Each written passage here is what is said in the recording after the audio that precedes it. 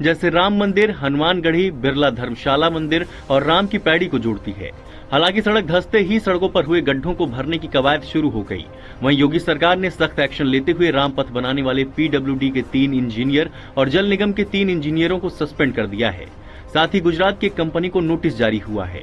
इसी कड़ी में दैनिक भास्कर अयोध्या के स्वरूप की सच्चाई और उसके वजहों को जानने के लिए धर्मनगरी में पहुंचा। 12.94 किलोमीटर के रामपथ में पहली बारिश में तकरीबन 13 जगह बड़े गड्ढे हो गए हैं।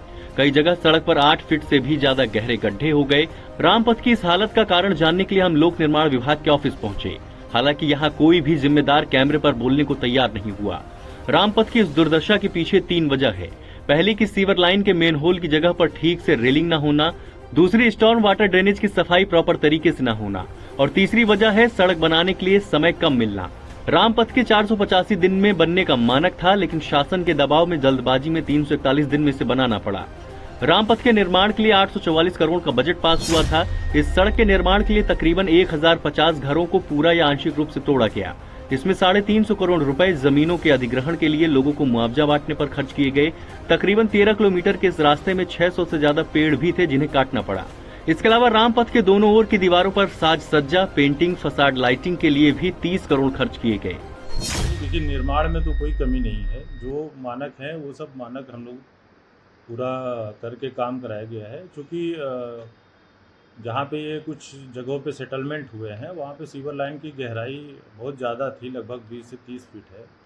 और कुछ जगहों पे जहाँ सेटलमेंट हुए हैं हम लोगों ने तुरंत वहाँ पे सैंड से बैक फिलिंग कराते हुए जीएसबी डाल दी है और तुरंत ही 4 घंटे के अंदर पूरी रोड को मोटरेबल कर दिया है और रोड को अब ब्लैक पेंटिंग भी करा दी गई। कई मोहल्ले जल जमाव से परेशान हैं और लोग पलायन को भी मजबूर हो सकते हैं।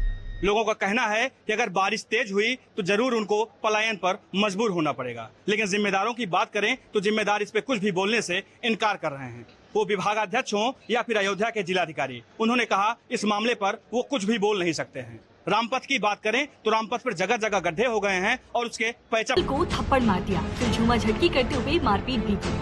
पिटाई का वीडियो भी सामने आया है जिसमें युवक कांस्टेबल को थप्पड़ मारने के बाद धक्का मुक्की करता दिख रहा है।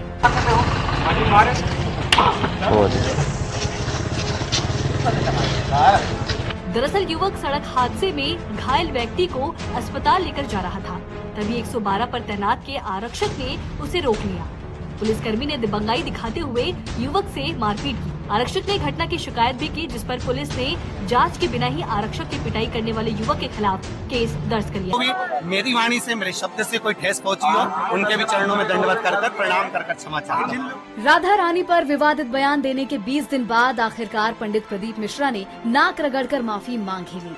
आखिर ऐसा क्या हुआ कि उन्हें माफी मांगनी पड़ी, चलिए आपको बताते हैं। शनिवार को पंडित प्रदीप मिश्रा अचानक बरसाना के राधा रानी मंदिर पहुंचे। यहाँ आने का उनका कोई तय कार्यक्रम नहीं था, वो दिल्ली में थे, जहाँ गोवर्धन के संतों ने मिश्रा से कहा कि ब्रज में उनके खिलाफ बेहद गुस्सा है, माफी मांगना ही इसका समाधान है। जिसके बाद कड़ी सुरक्षा के बीच बरसाना पहुंचकर पंडित प्रदीप मिश्रा ने माफी मांगी। राधा रानी के चरणों में दंडवत प्रणाम करने के बाद उन्होंने कहा, लाडली जी ने खुद ही इशारा कर मुझे यहाँ बुलाया। हमारी माता राधा रानी के चरणों में आज यहाँ पर आना हुआ और लाडली जी ने खुद इशारा कर बुलाया। मेरे शब्दों से जो भी चोट लगी हो उसके लिए मैं क्षमा चाहता हूँ। इससे पहले 25 जून को सीहोर स्थित कुबेरेश्वर धाम में पंडित मिश्रा ने पत्रकार वार्ता बुलाई थी, जिसमें अंदाजा लगाया जा रहा था कि शायद वो पत्रकारों के सामने खेद प्रकट करेंगे, लेकिन तब उन्होंने सिर्फ कांवड़ यात्रा और गुरु पूर्णिमा के आयोजन के संबंध में जानकारी दी थी। कुबेरेश्वर धाम के सेवकों ने बताया कि व्रत से आए संतों